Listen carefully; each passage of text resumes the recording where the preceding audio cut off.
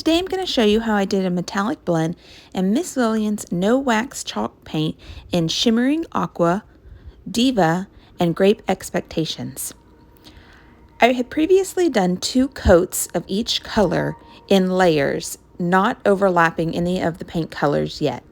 Once those layers had dried, I then went in and painted over the individual colors themselves one more layer so that I had a fresh coat. Here I'm doing a quick coat of Shimmering Aqua. At the bottom, this is a beautiful blue aqua shade that has a nice little metallic to it. I went up into the purple slightly once I was ready to start blending. Then I came in with the Grape Expectations and slowly brought it down into the Shimmering Aqua. As I'm blending, I'll slowly take it further and further into the color, or I'll bring the blue further up into the purple. It really just depends on how you personally want your blend to look. You can take your colors further into each other, or you can just do a slight blend of the layers. With this paint, I didn't need to use any water to make the colors blend. I just continually dipped my brush and just kept going back and forth between the 2 brushes with each respectable color on them, and then worked my paint into each other.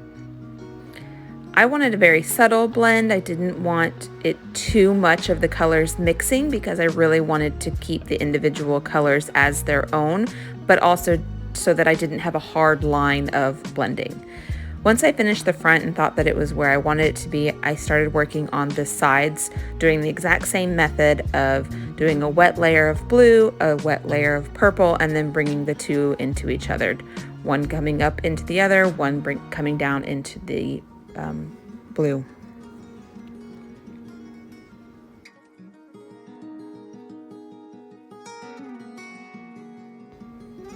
You always want to double check your sides where your drawers meet and just clean those up a little bit so that you don't have any goops or big splotches, and so that it also blends into the front, because you have to remember it does kind of paint over onto the front of your drawers and you don't want to have any big old messy spots.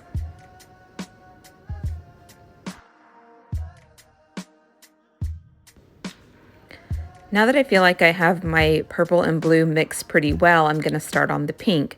Here I do a tiny bit of purple at the top, not going over to where I've already blended into the blue. And then I'll do a layer of the pink. And once again, I'm just working them into each other, rotating brushes. I don't mix my brushes just because sometimes your one shade may be a lot darker. In this case, the purple was a lot darker than the pink. And had I used the same brush, I'd have probably ended up with mostly purple and you'd not really see any pink. So I do like to use separate brushes when I'm blending. For larger pieces, I may have a brush that has the 2 colors mixed together, but for this, it was a little project and I just used simple little artist brush and it worked perfectly.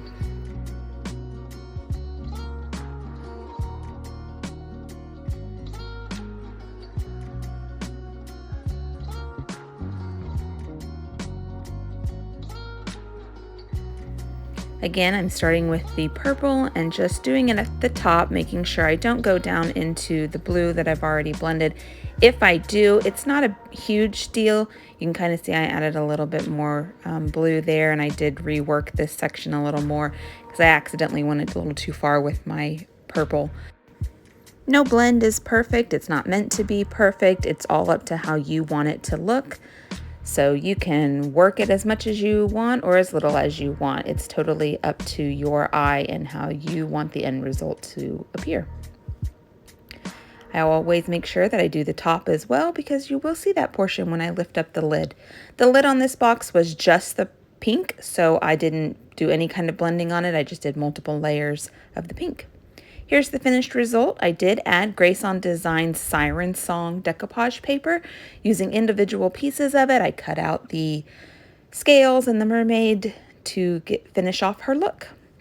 You can find Refurbished at Nap Time on Facebook, Instagram, Pinterest, or this YouTube channel, as well as refurbishedatnaptime.com.